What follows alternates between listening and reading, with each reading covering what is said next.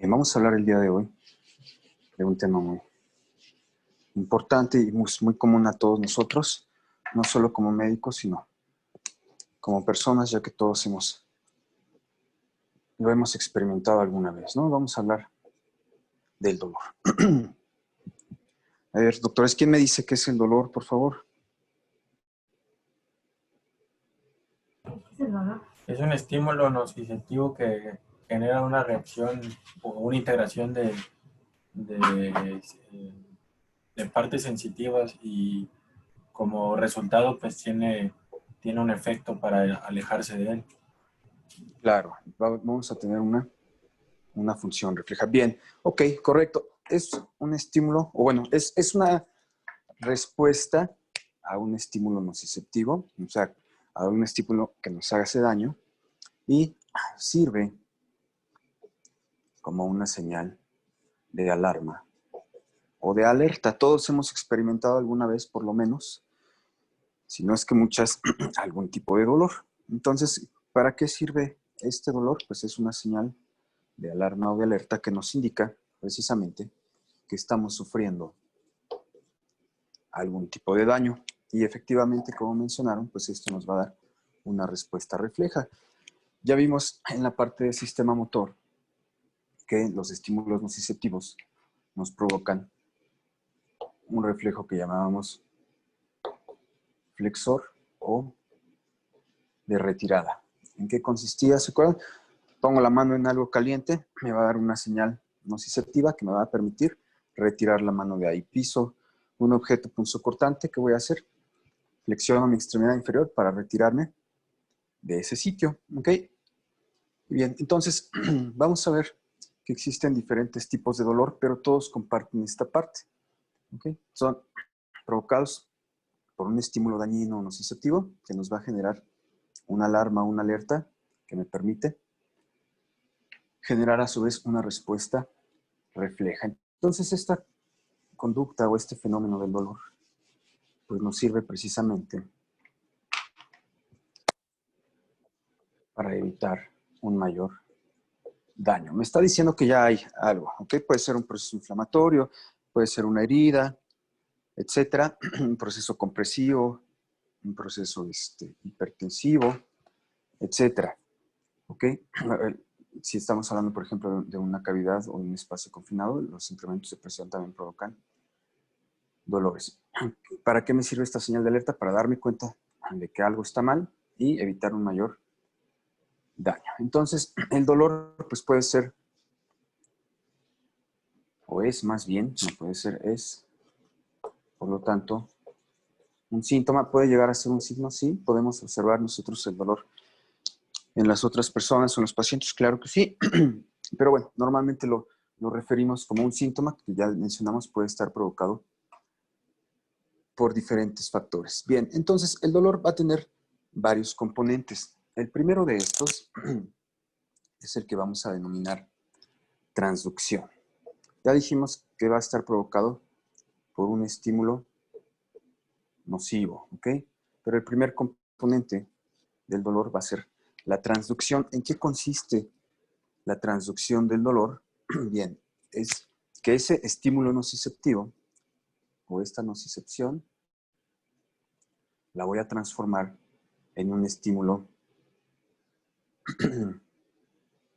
eléctrico o la voy a transformar en un potencial de acción. Ese es el primer fenómeno. Entonces, volvemos a los mismos ejemplos sencillos.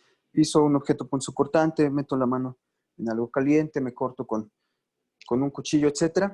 Ese estímulo nociceptivo lo tengo que convertir en un potencial de acción, en energía eléctrica o quimioeléctrica para poder transmitirlo e interpretarlo. Entonces, el primer paso del dolor es la transducción. Transformo mi estímulo en un potencial de acción. ¿Qué voy a hacer con ese potencial de acción?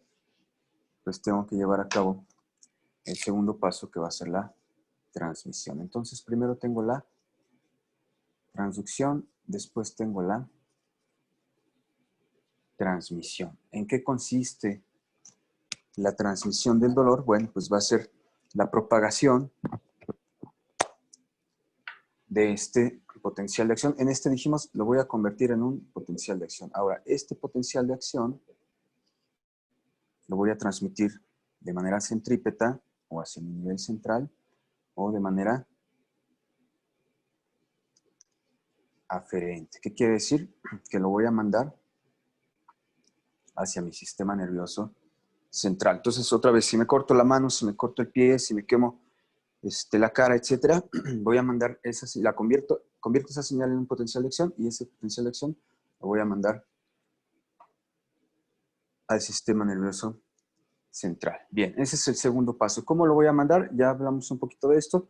Tiene que ver con el reflejo flexor a través de dos tipos de fibras, las A delta y las tipo C. Esto es importante porque influye en los tipos de dolor. ¿Okay? Recuerden, las fibras A delta son fibras rápidas, transmiten aproximadamente 70 metros por segundo, y las fibras C son fibras muy lentas, son delgadas y amielínicas y transmiten aproximadamente a 30 centímetros por segundo. Siempre se van a activar las dos y más adelante vamos a ver el por qué. Bien, después el tercer paso, me lo voy a brincar ahorita rápidamente y voy a llegar al cuarto y aquí vamos a dejar pendiente el tercero, porque el tercero se da a la par, pero continúa después del cuarto. Vamos a ver, el cuarto paso le vamos a dar el nombre de percepción. ¿Y qué es la percepción del dolor? Pues básicamente es hacer consciente esta señal o este estímulo nocivo. Es darnos cuenta de ese daño que se está provocando. ¿Para qué? Para evitar un daño mayor. Entonces, recibo el estímulo, se transduce, se convierte en un potencial de acción, transmito ese potencial hacia mi sistema nervioso central y dentro del sistema nervioso central voy a poder darme cuenta de qué es lo que está sucediendo, lo voy a hacer consciente. Y este tercer paso que dejamos pendiente es muy importante y lo vamos a denominar la modulación. ¿Por qué lo dejé aparte? Bien, porque la modulación va a iniciar desde el segundo, pero va a continuar después del cuarto. Si yo lo modulo antes de llegar al cuarto, o si la modulación se completara antes de llegar al cuarto, no me permitiría darme cuenta, ¿ok? ¿Y en qué consiste la modulación? Bueno, como su nombre lo indica, va a ser un proceso a través del cual esta transmisión del dolor es atenuada. Y precisamente por esta atenuación es que tengo que, primero, darme cuenta del dolor para después disminuirlo. Aunque son fenómenos que se van dando a la par, ahorita los vamos a explicar. Pero bien, entonces el dolor es una señal de alerta que me indica que existe un daño en mi organismo causado por múltiples factores. Ahorita vamos a clasificarlos. Y me permite o me evita tener un mayor daño. Primer paso del dolor, la transducción. El segundo, la transmisión. Y la modulación y la percepción que se van dando a la par. ¿Alguna duda hasta aquí?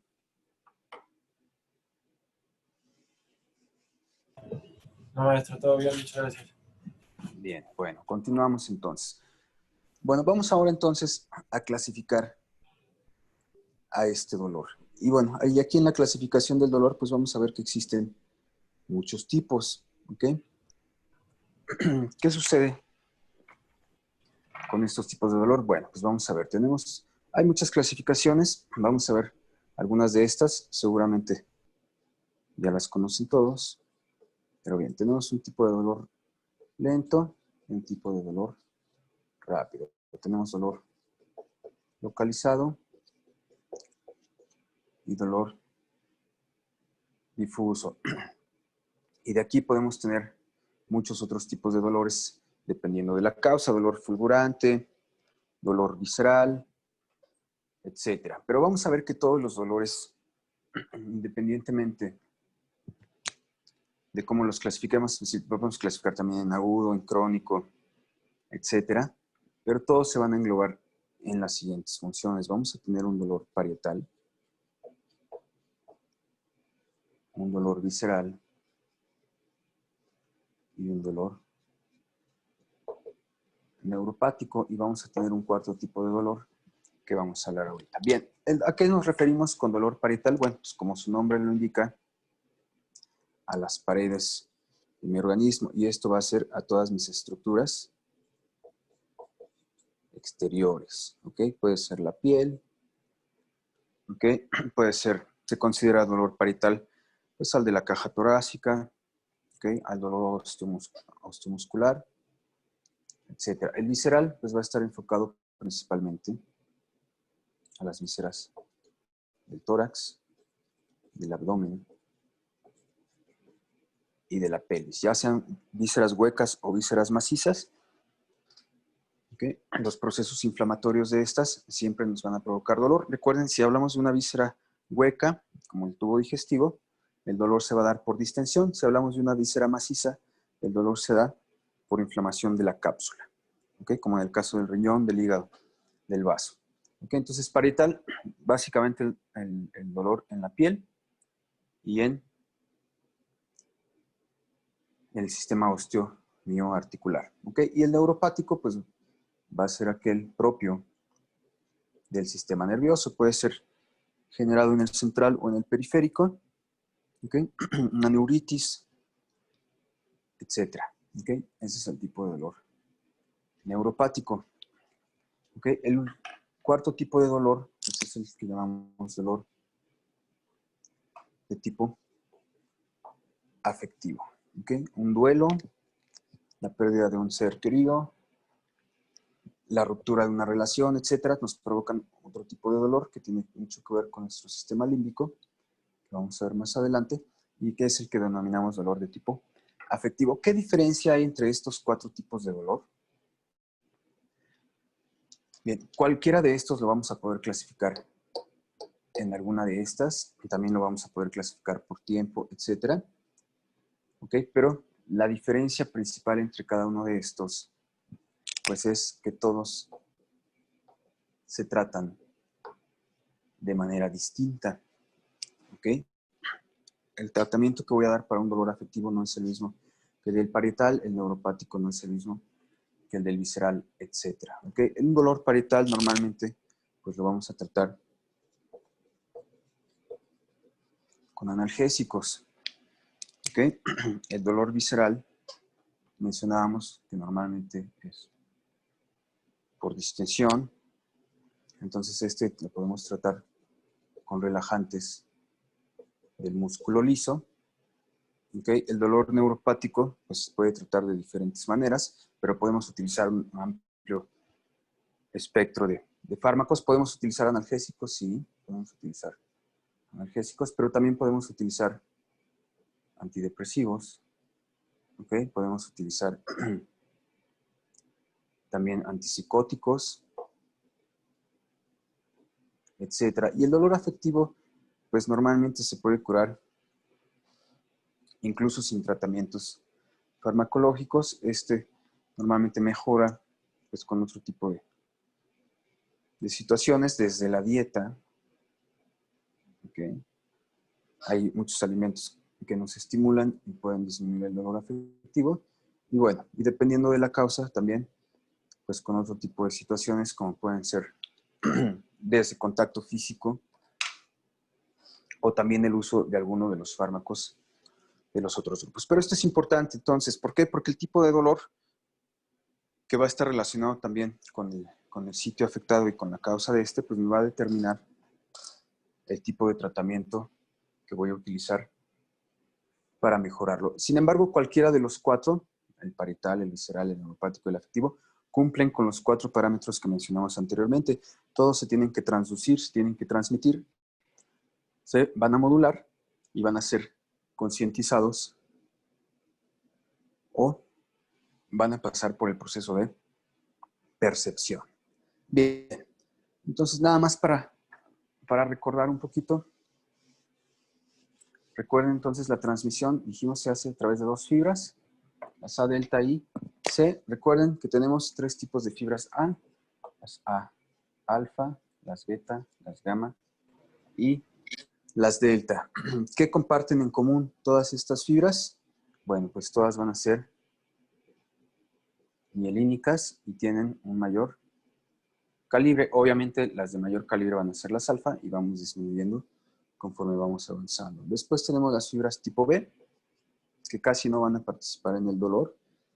¿Okay? Las fibras tipo B en su mayoría pertenecen al sistema nervioso autónomo y pues son fibras de mediano calibre y con una menor cantidad de mielina. Y me interesan las fibras tipo C, que ya dijimos son amielínicas y son de mucho menor calibre. Y esto nos lleva a dos tipos de dolor que mencionamos hace rato: el dolor rápido y el dolor lento. Estos dos dolores normalmente se acompañan uno del otro, no están separados, pero se perciben de manera distinta. Y vamos a dar un ejemplo rápido. Entonces recuerden, A delta y C. A delta me transmite el dolor rápido, C me transmite el dolor lento. ¿Por qué tengo dos fibras? ¿Por qué tengo dos tipos de dolor?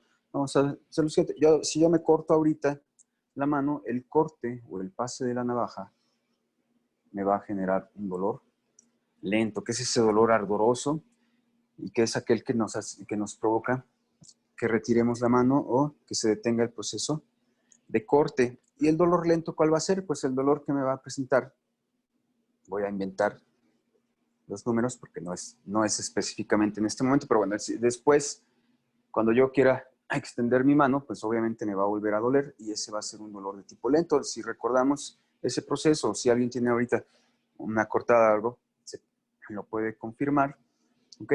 No es igual la sensación al momento del corte que tiempo después. Aquí puse 3 horas por decir algo, pero bueno, incluso minutos después ya se percibe un dolor distinto. Y es aquel que me dice, pues, que no debo de mover la mano, que no debo de hacer algunas cosas, no debo de cargar, etcétera.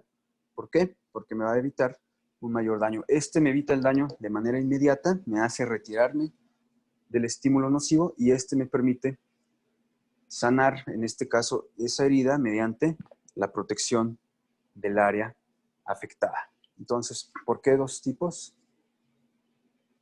Este me va a dar la señal inmediata y este me va a dar la señal posterior, ¿ok? ¿Por qué es importante? Bien, si yo solo tuviera fibras rápidas, las A delta, dijimos, transmiten entre 30 y 70 metros por segundo. Aún así es muy rápido. Nuestras fibras nerviosas más largas pues están alrededor de 1 metro. Entonces transmitir a 30 o 70 metros por segundo pues aún así sigue siendo muy rápido. Si yo solo tuviera estas fibras para el dolor, no llegaría a mi cuarto paso, que es la percepción. Sería tan rápida la transmisión y la transducción y la modulación que no alcanzaría a percibirlo. Entonces, ¿eso qué provocaría? Pues que el daño continuaría, ya que no lo estoy haciendo consciente. Entonces, ¿por qué tengo estas fibras lentas? Son las que me van a permitir llegar precisamente a ese cuarto paso, que es la percepción, ¿ok? Obviamente todo se da de manera conjunta, no lo podemos separar, pero la finalidad es esta. Entonces, el dolor rápido o los receptores A delta me permiten evitar el daño inicial y las fibras lentas o fibras tipo C me permiten evitar el daño continuo o permanente. Bien, ahora, los dolores, por ejemplo, viscerales, pues son más comunes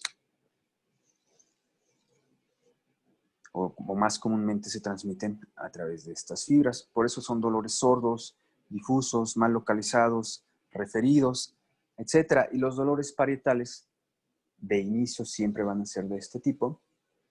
Ya explicamos por qué, me permiten evitar el daño inicial y por eso son más localizados. ¿Okay? Son dolores claros, no son difusos, etcétera. ¿Ok?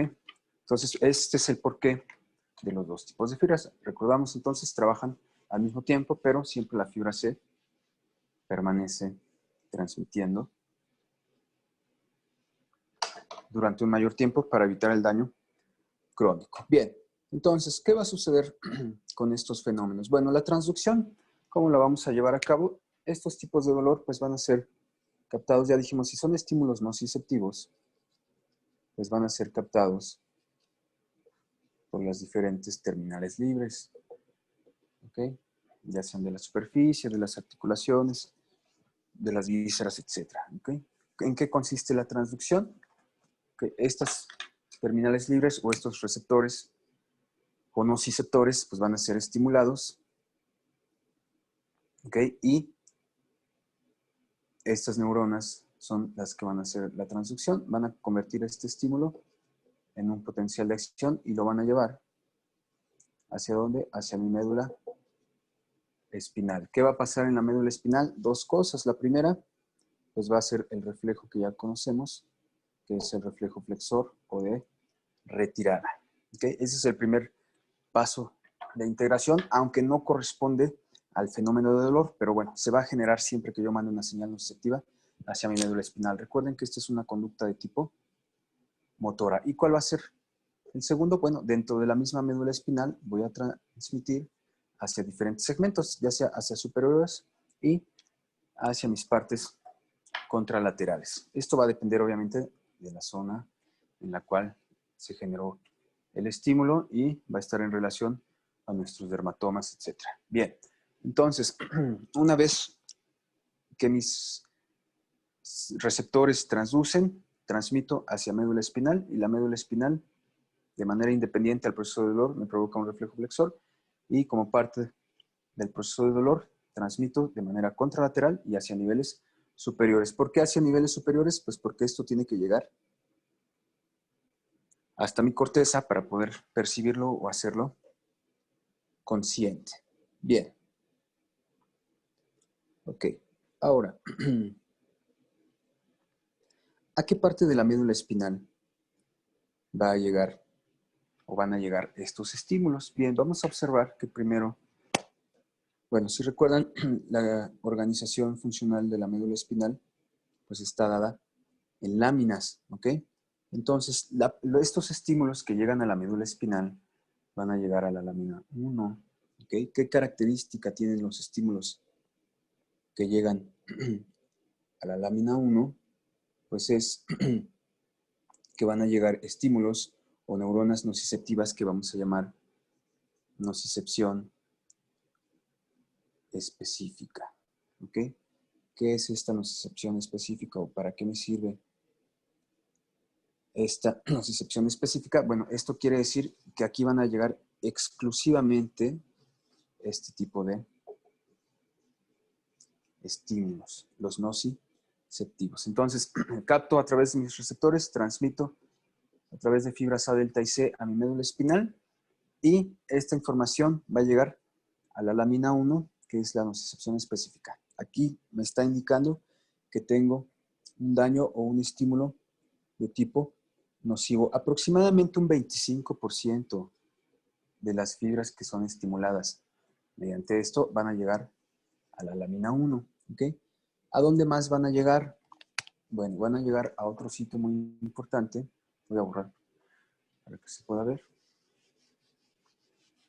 Bien, entonces tengo, vamos a ponerlo aquí, tengo mi estímulo, se transduce, aquí voy a tener la transducción y la transmisión y va a llegar a la lámina 1, nocicepción específica, pero también van a llegar a otro sitio que es a la lámina 5. ¿Qué va a suceder en esta lámina 5? Bueno, aquí vamos a tener otro tipo de neurona que van a ser neuronas de rango dinámico amplio. Entonces aquí tengo neuronas de nocicepción específica y aquí voy a tener unas que llamamos de rango dinámico amplio. ¿Ok? ¿Qué son estas neuronas o para qué me sirven estas neuronas de rango dinámico amplio? Bueno, pues a diferencia de las nociceptivas específicas, van a recibir dos tipos de información. La nocicepción y van a recibir también estímulos de tipo propioceptivo y exteroceptivo. ¿Ok? Bien, recuerden, esta nocicepción puede ser también propioceptiva o exteroceptiva dependiendo de la causa. Si tengo un proceso inflamatorio en mi tubo digestivo, bueno, pues voy a activar propiocepción. Si tengo, como mencionábamos, un corte, una quemadura, etcétera, va a ser exteroceptivo. Pero con esto me refiero a que voy a captar estímulos de ambos tipos, pero que no sean dañinos. Le vamos a poner aquí no dañinos. Entonces, en la lámina 1 voy a captar solo daño y en la lámina 5 capto daño y estímulos no dañinos o no nociceptivos. ¿Vamos bien?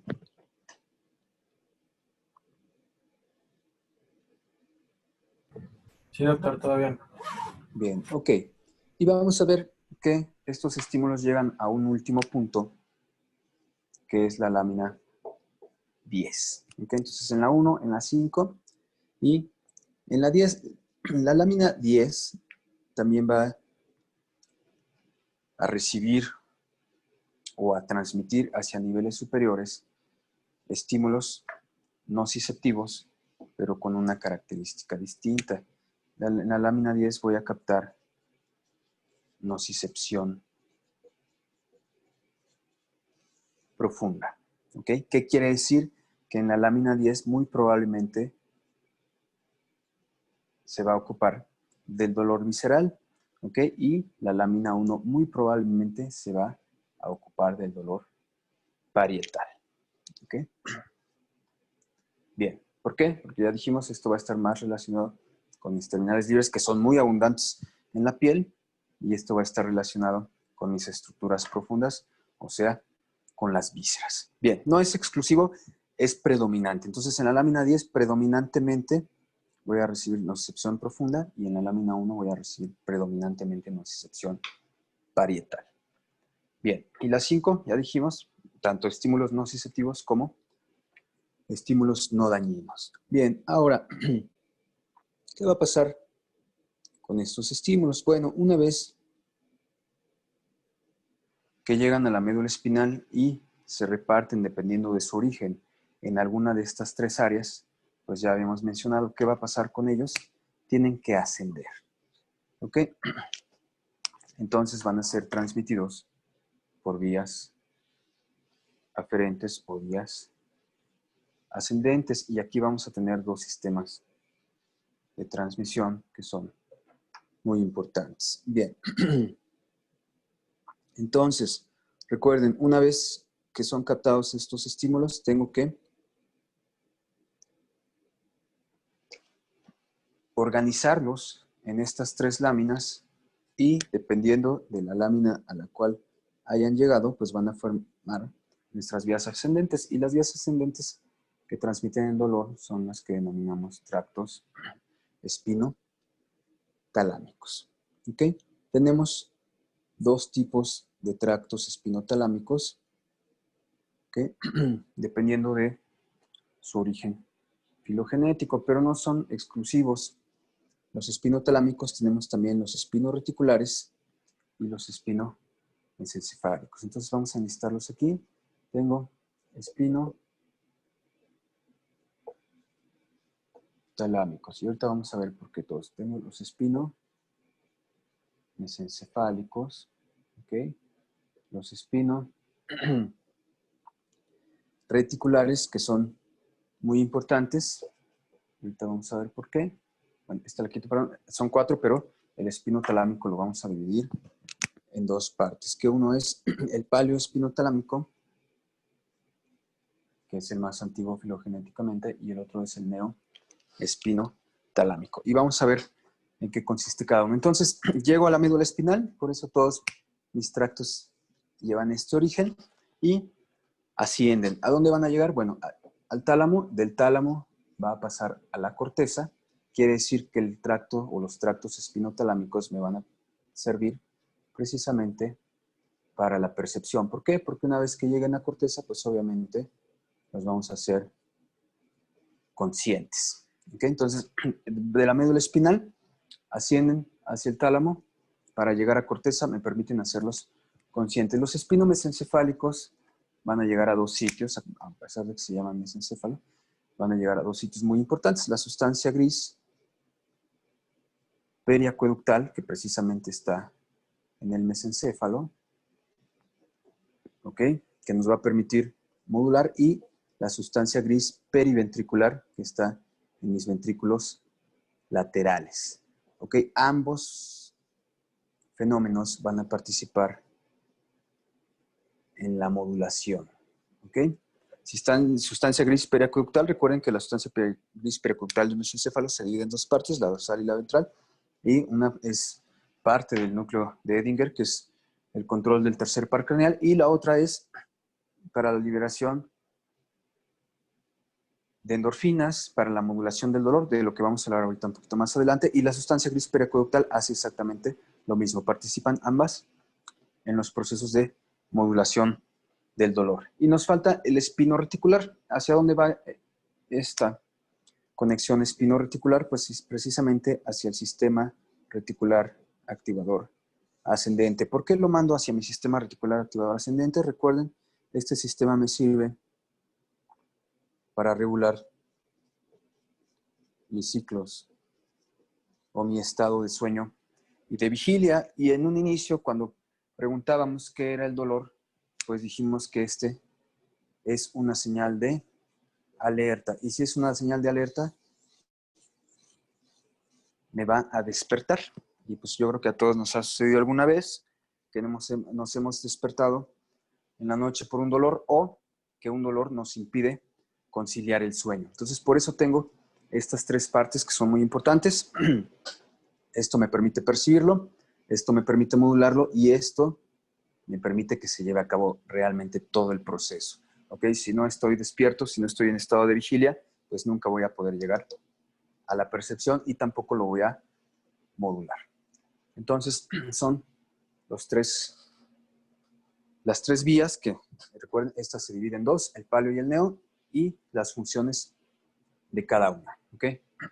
Que son muy importantes. Entonces, como es una señal de alerta, pues precisamente me va a poner en alerta. ¿Cómo logra alertarme este dolor? A través de la vía espino-reticular, que estimula a mi formación o a mi sistema reticular activador ascendente. ¿Cómo lo voy a modular? A través de la liberación de sustancias que funcionan como el sistema de analgesia endógena, ¿ok? Van a disminuir el dolor. ¿Y cómo me voy a dar cuenta de este? Una vez que llegue al tálamo, tiene que pasar hacia la corteza. Bien, entonces, ¿qué diferencia voy a encontrar con los haces o con los tractos espinotalámicos? Bueno, lo primero, una vez que lleguen al tálamo, van a llegar principalmente al núcleo ventral posterolateral y de aquí van a ir hacia mis cortezas sensitivas, ¿ok? Cuando llegue a la primaria, pues obviamente me voy a dar cuenta, ¿ok? Pero también va a llegar a las secundarias o a las accesorias para generar procesos de memoria. Yo después de que me quemo la mano, ya sé que cada vez que la acerque, ya sea al fuego, a una plancha, etcétera, con lo que sea que me haya quemado, ya me quedo con esa memoria. Ya sé que cada vez que haga eso, ya sea de manera accidental o que lo hubiésemos hecho de manera provocada o inconsciente cuando somos muy pequeños, se queda esta memoria que me va a permitir saber que cada vez que se repite ese fenómeno me va a provocar el mismo daño. Entonces tengo que mandarlo no solo a mi corteza primaria para darme cuenta, sino hacia procesos de memoria. ¿Okay? Y dentro de estos procesos de memoria, pues también va a llegar hacia otros sitios, como a la corteza límbica. Y aquí en la corteza límbica, pues vamos a ver, principalmente en el cíngulo, vamos a ver que va a tener dos componentes. ¿Ok? Aquí voy a tener, o se va a generar el dolor de tipo afectivo, que puede estar provocado de manera inicial por un proceso psicológico o propiamente afectivo, como mencionamos hace rato, el duelo por la pérdida de un ser querido, la ruptura de una relación, etcétera, pero también puede estar provocado por un dolor somático que después va a tener un componente afectivo. Un ejemplo muy sencillo o muy fácil de entender: cuando éramos pequeños, si alguna vez nos reprendieron o incluso si llegaron a alguno de nosotros a darnos por ahí un manazo, una cosa de estas, nos duele el manazo a la hora que te lo dan. ¿Por qué? Pues porque lo transmitimos a través de nuestros nociceptores superficiales, pero después nos entristecemos e incluso nos podemos llegar a enojar con quien nos dio el manazo, o sea, los padres, etcétera, y entonces ese dolor somático se convierte o tiene un componente de tipo afectivo. ¿Okay? Ese es un ejemplo muy sencillo, pero bueno, cualquier tipo de dolor nos puede llevar a un componente afectivo. Si tenemos una enfermedad que nos está provocando dolor, pues también podemos caer en un estado depresivo. ¿Por qué? Porque ese componente somático en un momento va a tener un componente afectivo. Entonces, de aquí del tálamo pasamos hacia las cortezas sensitivas, pero también hacia la corteza límbica para estos dos fenómenos, para el propio proceso del dolor de origen afectivo y para los procesos somáticos que se convierten o que tienen un componente de tipo afectivo. Entonces, no es exclusiva la corteza sensitiva la que va a participar en este proceso. Y bien, bueno, entonces,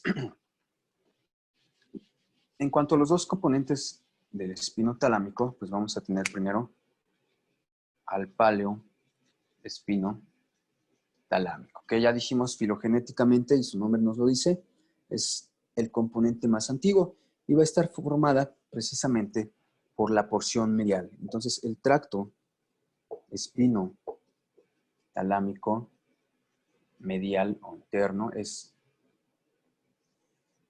el que va a formar parte del palio espinotalámico. ¿Ok?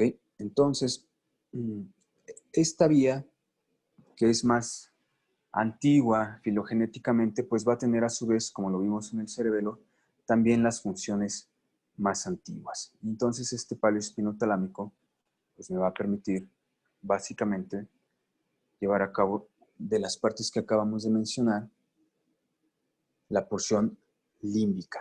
¿Okay? Este lleva información a todos lados, ya dijimos va a llegar al ventral posterolateral, pero predominantemente el palio espinotalámico es el que me va a conectar con el sistema límbico, porque es una función más primitiva.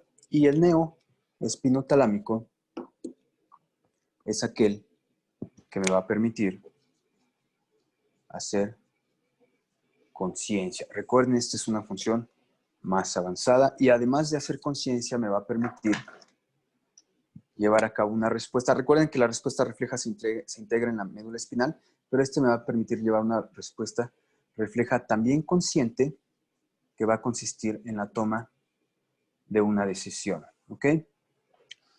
¿En qué va a consistir esa decisión? Bueno, yo puedo decidir huir del estímulo, ¿ok? Evitarlo de alguna manera, protegerme de él, dependiendo de cuál sea este.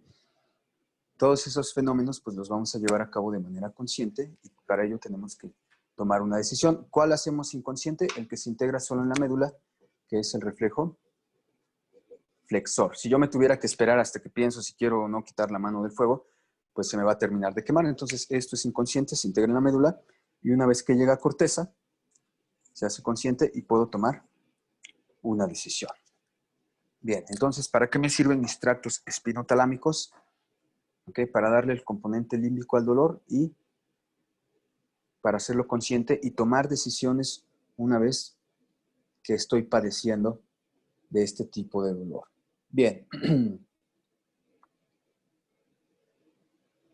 Ok, las otras dos vías, ya mencionamos la vía espino-mesencefálica y sirve para la modulación y la vía espino-reticular sirve para mantenernos alerta. Vamos a hablar rápidamente de la vía espino-reticular.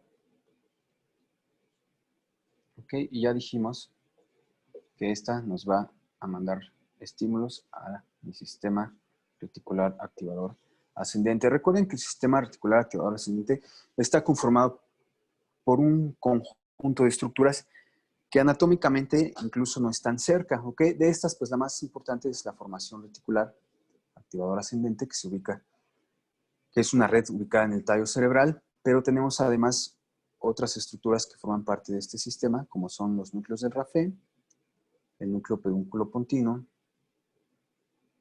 ¿ok? Y el locus cerebeus. ¿Ok?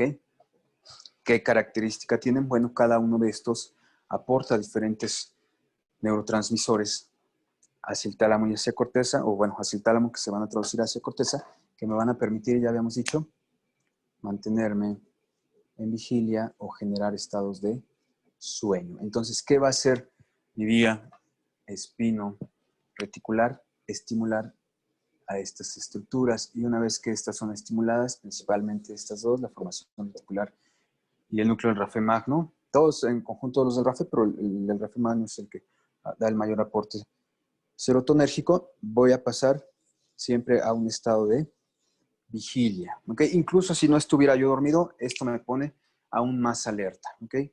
¿Para qué? Pues precisamente para poder llevar a cabo el fenómeno de percepción. Entonces, ¿cuál es la finalidad de esto? Estimular a mi formación reticular y a mis núcleos del rafe para mantenerme en vigilia. ¿Ok? Estos dos no es que no sean importantes, el octiosteroides obviamente da un aporte noradrenérgico que también nos mantiene en vigilia y este da un aporte colinérgico que este nos va a permitir en muy buena parte dar la respuesta motora de huida, pero ya de manera consciente, no el reflejo flexor.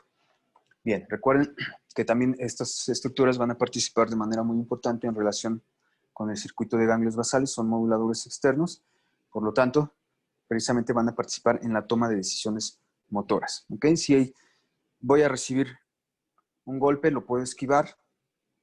¿Okay? ¿Cómo llevo a cabo esa función? Es una conducta motora totalmente decisiva o voluntaria. Tienen que participar estas estructuras. ¿Cómo me voy a dar cuenta de eso? Pues obviamente tengo que estar en estado de vigilia, etc. Entonces, la vía espinoreticular me permite llevar a cabo este fenómeno. Y vamos a pasar a la vía espinomesencefálica porque pues, es aquella que va a participar en la modulación y bueno, este fenómeno de modulación es muy importante. Entonces dijimos que la vía espinomesencefálica realmente pues, no va solo al mesencéfalo, sino dijimos que llega, sí, al mesencéfalo, a la sustancia gris periacueductal, pero también a los hemisferios, a la sustancia gris periventricular, a mis ventrículos laterales. Entonces llega aquí a esta área y en el mesencéfalo me va a llegar aquí a esta área. ¿Ok? Sustancia gris periacueductal en el mesencéfalo, sustancia gris periventricular en cada uno de mis hemisferios. Está ubicada en los ventrículos laterales, no en tercer y cuarto ventrículo, solo en los laterales. ¿Qué va a pasar una vez que llegan las señales a estos sitios? Entonces recuerden que de la médula espinal las vamos a llevar de manera ascendente. Y aquí, ¿qué es lo que va a suceder en este sitio? Bueno, la sustancia gris periacueductal y la sustancia gris periventricular forman parte de lo que denominamos sistema de analgesia endógena, ¿ok? Que es básicamente el fenómeno o el tercer paso que denominamos la modulación. Y entonces mencionábamos al inicio, por eso lo poníamos como un apéndice, porque la modulación se tiene que dar después del paso 2 y después del paso 4. Entonces, inicia aquí y continúa acá. ¿En qué consiste la modulación?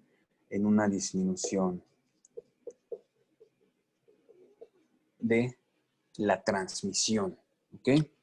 Entonces, esta modulación me apaga al 4. Y si yo apago al 2, que es la transmisión, y si yo apago el 2, automáticamente dejo de percibir. Si no transmito, pues obviamente no percibo. Entonces la modulación consiste en una atenuación o disminución de la transmisión para evitar la percepción. El bloqueo no se hace en la vía tálamo-cortical, sino que se hace desde el nivel de médula espinal. ¿Y en qué consiste este sistema de analgesia endógena? Bueno, vamos a ver aquí lo siguiente.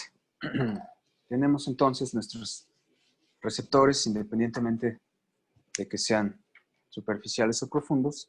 Vamos a suponer que tengo aquí un receptor en roseta. Me manda la señal. Aquí tengo mi médula espinal. Recuerden que siempre va a entrar por la porción dorsal. Bueno, no siempre, ahorita vamos a ver que no es cierto.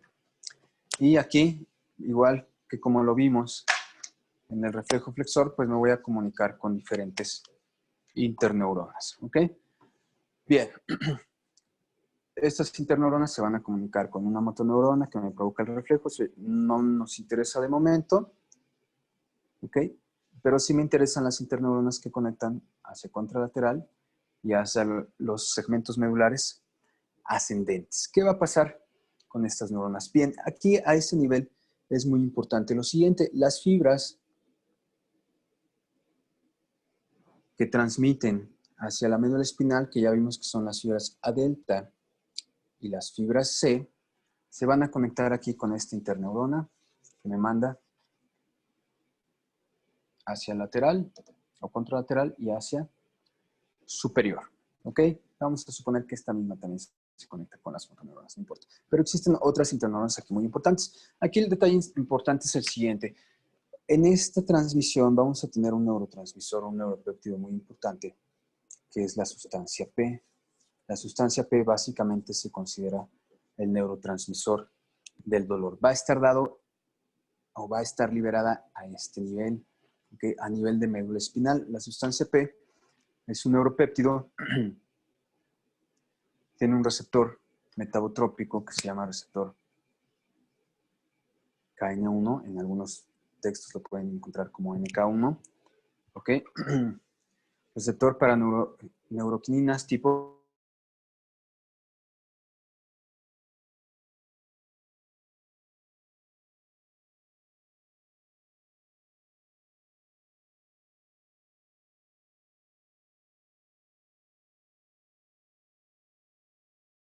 doloroso. Maestro, ¿nos escucha? Sí, Es que sí. se dejó de escuchar.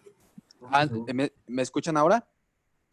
Sí, maestro. Ok, ¿qué fue lo último que me escucharon, perdón? Ahí ahorita que estaba con lo de la sustancia P, maestro. Ah, ok, bueno, entonces voy a repetir lo último para que quede claro y continuamos. Nada más una pregunta, ¿cómo andamos de tiempo con la sesión? Ya 3 minutos. Pues aquí en esta sesión queda poquito, maestro, van de quedar como unos 5 minutos. Ok, podemos continuar otro ratito, ¿verdad? ¿O tienen otras actividades? Sí podemos continuar un ratito. Sí, ok, entonces, si quieren, la cerramos de una vez, ahorita que hicimos la pausa, y volvemos a entrar para no, que no se vuelva a cortar, ¿de acuerdo? Ok, ¿Entramos con la misma? Sí, entramos Okay. con la misma. Entonces, ahorita en 2 minutos estamos nuevamente conectados. Gracias. Excelente, gracias.